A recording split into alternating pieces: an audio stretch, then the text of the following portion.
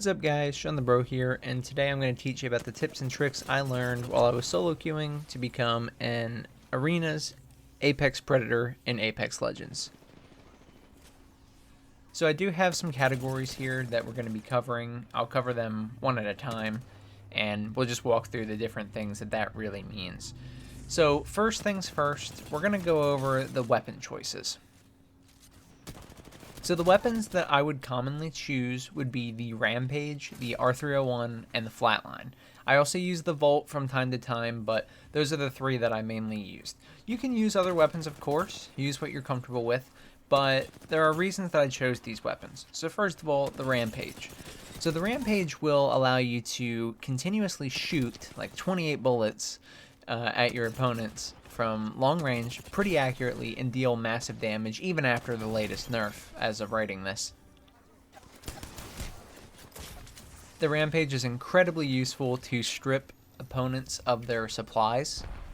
So, in arenas you have a limited amount of health and shields, and the Rampage is one of the best weapons in the game to be able to poke with. So if you just peek around a corner and land a single shot, you do a good enough amount of damage that you actually take away almost an entire shield cell, or you can if you land a headshot with it. If you land multiple shots, their shield or their health is going to be in a lot of danger. And it's very, very easy to land hits because it's a very consistent weapon. It's also really useful because it can be charged up, so it can work long range or short range. I tend not to charge it at all. I would only really charge it if I found out that I wanted to use the Rampage for stripping their supplies, but someone, usually an Octane or some flank character was trying to push extra hard. I would try and ambush them using the Thermite. The other weapon that I would mainly use is the 301. So the R301 is very, very consistent, very easy to use and handle, and it is also very good at dealing damage quickly so that the enemy has to go through their supplies. This isn't everything. You won't always be able to win games through stripping. Sometimes you'll have to just, of course, kill them flat out because they're either going to push you and not let you drain them of their supplies, or because they just put you in a spot where you aren't able to hit them enough. Because of this, the 301 is good for both reasons. It's a mid-range weapon, but you can use it short range too if you're accurate enough with it. It's a little bit tougher than some submachine guns, but it's definitely doable. The other weapon I would use would be the Flatline. So the Flatline is better in close range maps. Some people do use it on the bigger, the larger maps like Phase Runner or Habitat or whatever's in rotation at the time that is a little bit larger. I don't recommend using it for larger maps because I did prefer to play more defensively and trying to strip the opponents of their supplies, as I keep mentioning. As a solo queuer, you don't exactly know what you're going to be walking into with your teammates, so you do need to be ready to have a plan to beat a team, even if your team is not quite up to par with where they should be for that match. And because of that, I'd recommend using weapons that, again, you can fight either mid or short range, really. Long range is great if you have it. You might not get that opportunity on some maps like Overflow that's currently in rotation or other small maps. You don't really need long range. People do use it. I've seen it, but you can easily get punished for doing that if the other team rushes you. So I'd recommend those guns really more than anything just because I think they're the easiest choices for the optimal results. But you can use whatever you're comfortable with. I have seen a lot of different weapons be used and people be successful with them. Those are just my personal choices, and I am going to continue to recommend them because I think they're also the best weapons you can get for the price. The Rampage is very inexpensive. You can buy it on round 1, with, of course without any upgrades, but you buy it on round 1 and it will destroy health and shields very easily. And because of that, then the enemy, without getting the supply bins, they'll have very low health and shields. So it basically goes for an easy win that first round if you're able to deal enough damage with it quickly.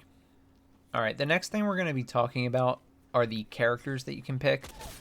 Depending on the characters you have, changes how you can actually play and how you're going to fulfill your role for your team. So my choice that I played, I'd say 90% of the time, probably more, is Bangalore. Bangalore is a very tough character to actually 1v1 against if the player playing Bangalore is good and knows how to use her abilities. So for Bangalore, specifically her double time, her passive, is that when she gets shot at, she moves faster. Now it sounds simple enough, but this can be really, really useful.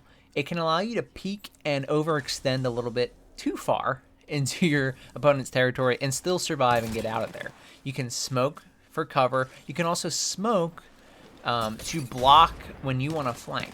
So say you have opponents that are spread out and one slightly too far away from the group. You can smoke the other two or in the general direction you'll be running and then push the player that is a little bit too far. She's very useful for that, so she's very useful for flanks. She's very good for 1v1ing and for surviving on her own. She can even be used to smoke and res, so she's got a lot of good qualities to her. And now I'm sure if you're looking at this video, you know a lot about the characters already, so I don't need to explain her actual uses, but I just want to say that all those things are really helpful in arenas. There are some characters I would definitely not recommend in arenas, and that would be someone like Crypto.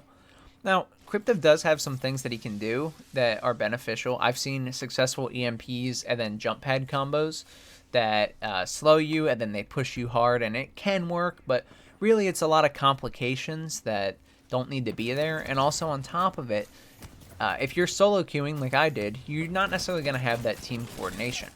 Bangalore is good for yourself. She also can be helpful for your team. Another character I like to play is Wraith. First of all, she's very skinny. Her hitbox is very small compared to a lot of the other characters, and it makes you a harder target to hit. That's easy enough. I don't have to really explain the benefits of her phase and portal. Also easy enough, but also useful.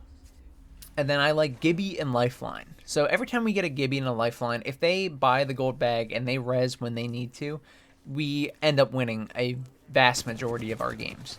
The thing is, if they don't go down first and they're able to even just put pressure on the enemy to force them to rush by starting a res, that will cause the enemy to have to react if they want to punish that. And punishing that can be very difficult. They have to run in, and they're going to run in and be very predictable about what they're going to do. You can tell if they're going to go for it or not. If they don't go for it, well, you get your teammate back up. If they do go for it, you know they're going to be desperate to stop you, so you can kind of predict what they're going to do and act against it. I always like to get as many shield bats and shield cells as I can. I try and upgrade my weapon to an appropriate level, and what I mean by that is I try to upgrade my weapon to where I can still buy 2 bats and at least 4 cells. Syringes and medkits are optional in my opinion. I do try to buy them if I have extra funds, but really I want to be able to survive, deal enough damage, and survive over time. Not everybody buys a lot of shield cells, so you'll notice teammates and enemies, if you start doing a good amount of damage to them, they might start staying back. And that's because often they don't have supplies that they feel comfortable continuing to push with or peek with. Well, you want to be able to continue to peek as long as you can. It's not always going to be viable. It does depend on the team as well.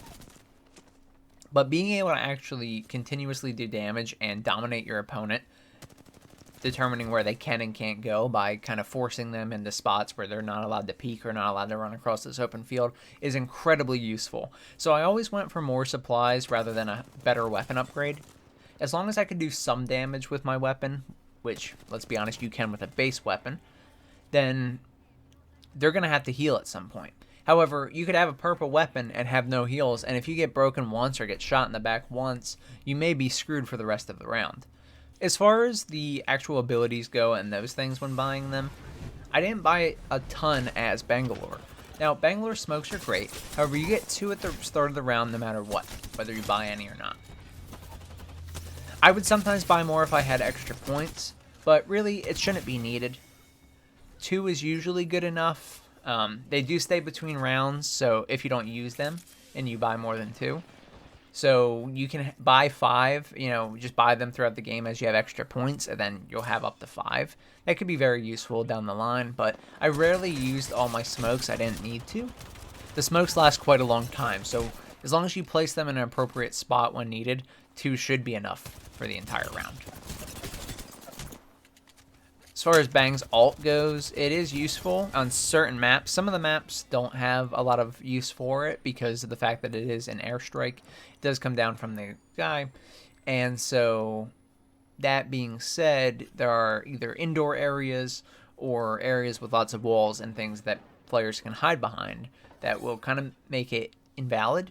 However, it can be very useful. I like to use it to turn the tide. So if it looks like we're going to lose a game, one thing her ult is really good for is the positional change. Even though you're most likely not going to get down or perhaps even hit anyone with her ult, you throw it to make the opponent move, and then you can take a better tactical position. Because of that, you can win a lot more fights and usually go to at least tiebreaker off of it. So I tried to buy it if I had extra funds, and it was toward the end of the game, and I thought that we were going to lose. Turned the game around quite a few times in my favor. Now, before we go any farther into the techniques, and we are going to go farther, let's talk about some of the things that you should probably do just to save yourself some trouble and some sanity. Now, people are going to be toxic here. Regardless if it's the enemy or your team, you're not going to be friends with everybody that you meet in ranked arenas. In fact, even when I was performing the best on my team, I would get messages saying I was throwing, or I would text the chat, text the voice, whatever, saying, oh, Bang, you're so bad, or you're really a PRED, and things like that, over the fact that maybe I lost a gunfight. Even if the other two teammates already got down or did literally 0 damage, I would get blamed. And I don't know if it's because I was a solo, if they didn't like the way I played, if they didn't like that I wasn't in game chat. But at the end of the day, what I ended up doing was actually turning off messages, because I found that it was way easier, and it didn't get to me, it didn't distract me from the game when people were messaging me. Now, the other thing you will get is you will get messages from enemies. You can get messages from enemies if you get beat. You can get messages from enemies when you beat them, even if you're not toxic. If you do end up using the Rampage, as I suggested, then get ready. They're going to not be happy that you're using the Rampage.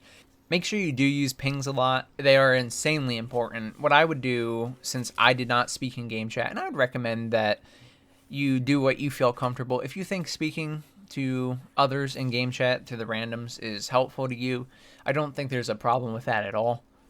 But it's definitely not necessary. What I did for the majority of it is I would ping the direction I was going at the start. When you're buying your items, you can see the ring on the map, and I would ping the spot that I wanted to go to. Sometimes the ring goes in the middle, so you have the choice of if you want to go left or right. Otherwise, I would always just go toward the ring side. You can go the other side and try and get positional advantage and hold them out and hope they make mistakes. But honestly, it's a really risky move. If they're smart, they will just kind of chill, get head glitches, and take your health down little by little, or hold you out until one of the later rings where you have to run over there, and they'll try and stop you.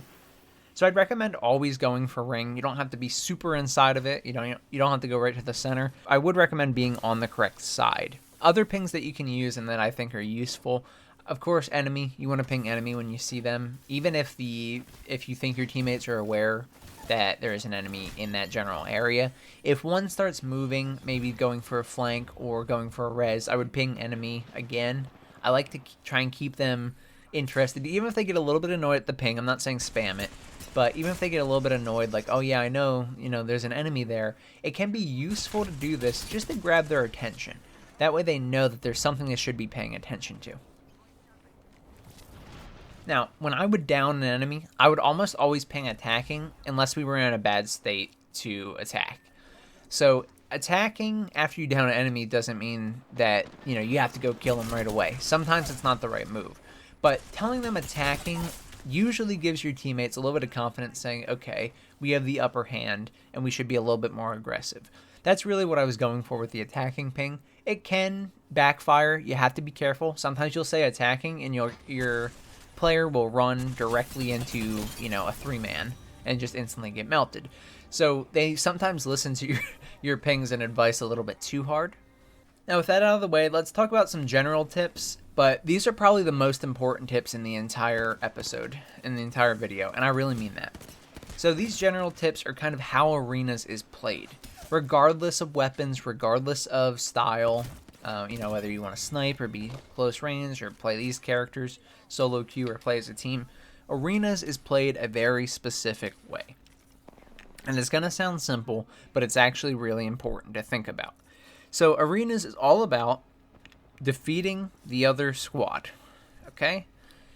Again, sounds very simple, but think about this. What do you have to do to defeat the squad? You have to kill all the opponents before all your teammates are dead. Now, as simple as that sounds, of course it's complicated by everything. So, the general tips I have are don't go down. Again, you're like, yeah, no brainer. But no, do not go down if possible. It's okay to not be able to get a down. It's okay to not be able to do a lot of damage. But you have to be careful not to go down. As soon as you go down, your team is at a huge disadvantage. Even a Lifeline with a gold bag or a Gibby with a gold res, gold bag like I was talking about earlier. Although they can turn the tide in their favor, they still have to do extra work because you are down. Now, as a solo queuer, you are going to have a lot of teammates who do not get that sentiment. They will absolutely push too hard, take fights they don't have to take, and continuously lose against the same opponent and then not change up their strategy. They are going to go down. That means that you have to pick up the slack and actually win the game for them. Now, it's your job as the solo queuer, or really, just in general, if you're playing as a team, to not go down. It's okay if you have 180 damage on the person and you can't confirm. There's no reason for you to push and go down. Now, it's going to happen. Of course, that's part of the game. You can't win every fight. You can't not go down all the time. But seriously, put an emphasis on not going down no matter what. If you can help it, do. Doesn't matter what the enemy's at. Just make sure you don't go down because they will punish you. You're going to fight some good teams and some bad teams. The good teams will absolutely punish you 100%. They are very intelligent, very good at knowing when they can push and when they can't. And if you're fighting a team like that and you go down, they're going to know to exploit that. And the main issue is if someone continuously goes down every round, you're going to get targeted.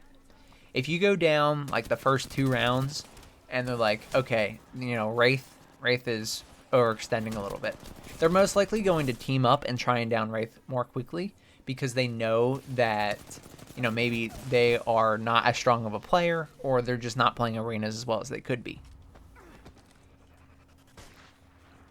So you really want to make an effort not to go down more than usual. Like, keep it in your mind. You don't want to go down because then you have to rely on your team to do extra work, which we haven't even gotten into the teamwork section yet, but you're going to understand why that's such a big deal later. Another important general tip is what you need to do when you secure a down.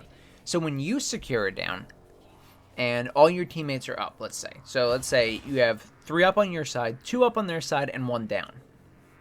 Now, if they have a character like Lifeline or Gibby, you could potentially rush it to stop the res, and it's not a bad idea. But you do have to be careful for the reasons we mentioned earlier on why Lifeline and Gibby can be beneficial. You could easily lose a match because you try and push it that hard. Now, if they don't have Lifeline or Gibby, really what you want to do, and what I've always done, is try to secure that down as fast as possible. And by secure that down, I actually mean kill that down. So get rid of them entirely. Eliminating the opportunity to res puts you at a huge advantage because they can hold that over you. They can get behind something and start resing, even if they're not a character that can fast res or res and fight. They can start resing and hold that where you have to push that if you want to cancel that. So the best thing to do is kill it if you can, but don't risk your own life unless you absolutely have to finish the down.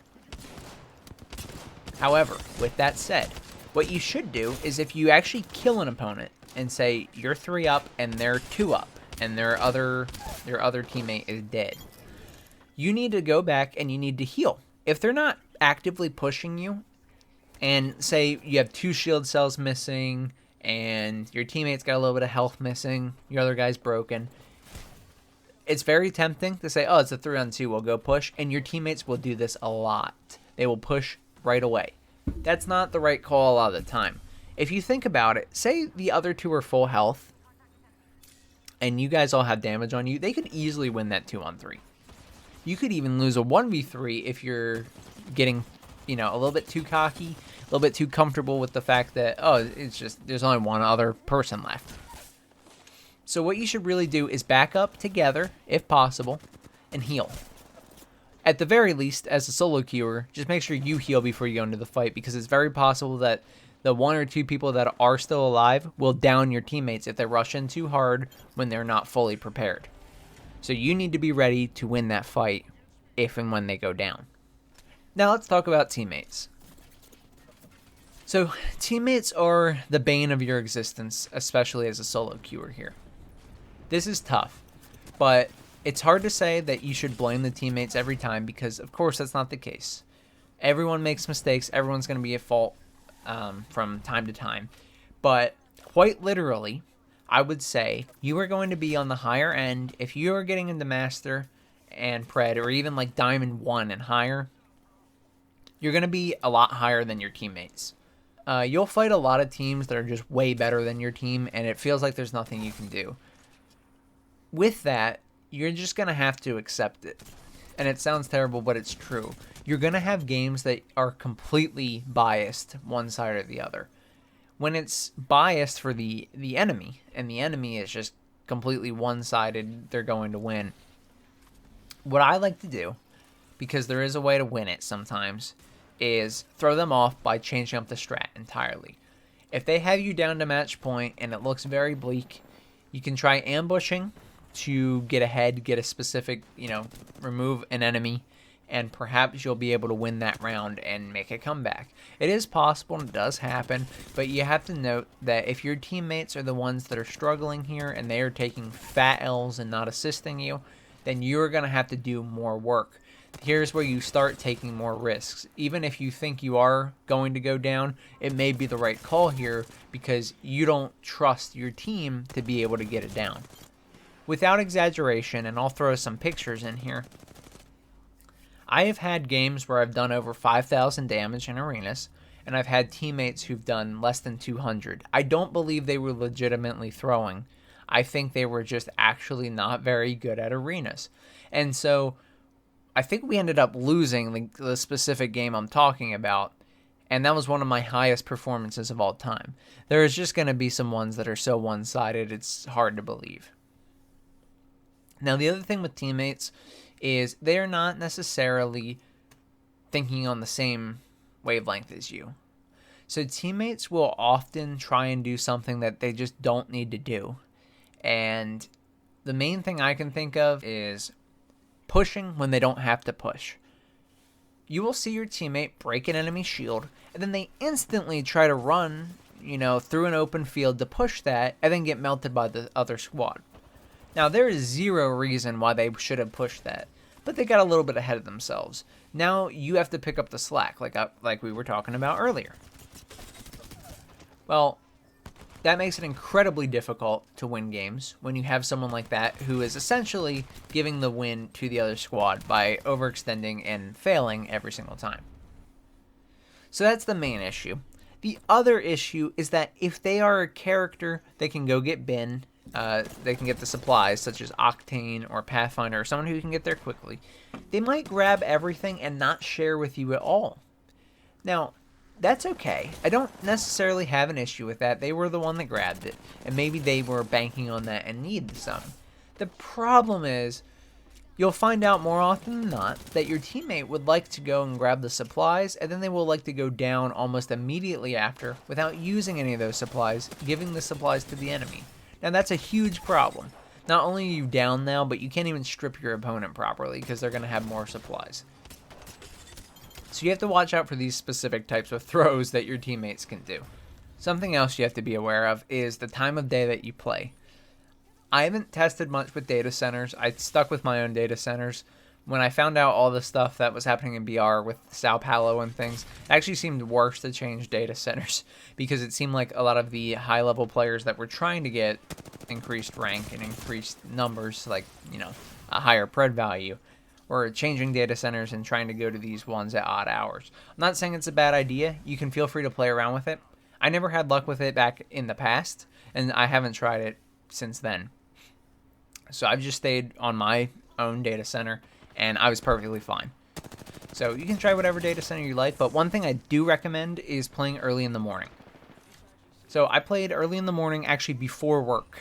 I would play before work, I would get up extra early, play, and then I would go to work. Now, that might not be possible for everyone, but if you can play in the morning, I would recommend it. I avoided weekends entirely because weekends often have full 3-man teams, and even as a solo queuer, you will often fight those 3-man teams.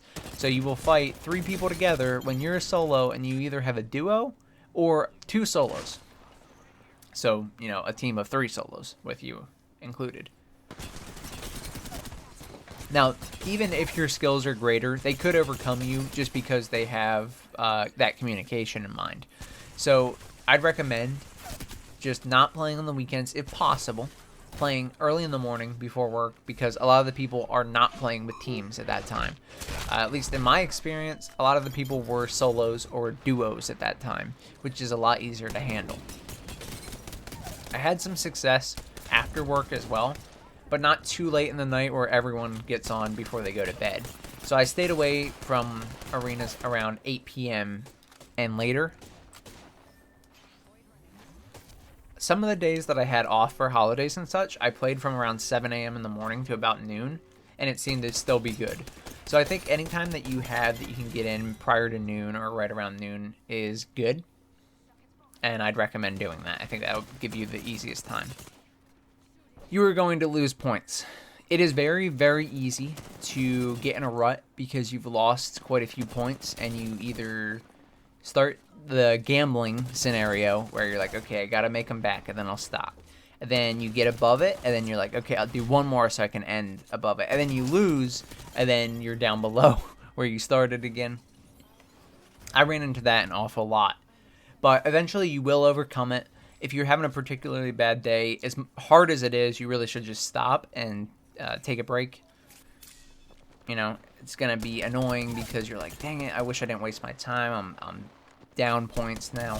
But it's going to be worth it in the end because you're not going to lose as many as you potentially would have, and then you will gain it back. Everyone loses points. It's very normal. Some games you will lose a lot of points. I don't know if the system is working completely as intended, but I've faced teams that were way above my team's skill level, and I would lose 40, 50, 60 points off of it. There was one game I lost 64 points because I was in D1.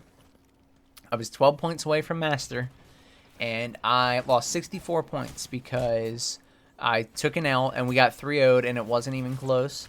So I was like, okay, I guess I just got screwed on that one, because if you play arenas, you'll notice that usually you're getting around 12 when you're in D1 and Master. Sometimes you'll get like 40 points, though, out of the blue. You're like, wow, that was the easiest game I've ever played. Here's 40. But you could sweat, you could clutch 3 rounds in a row, you could win in sudden death, and you'll get 12. But just know, you're going to lose points. You'll make them back. I can't tell you how many points I lost. I lost over 200 points some days, and I got stuck in that, like, I got to get them back. And then I ended up stopping eventually when I was down, and I did end up making them back in the future. So hopefully that's helpful.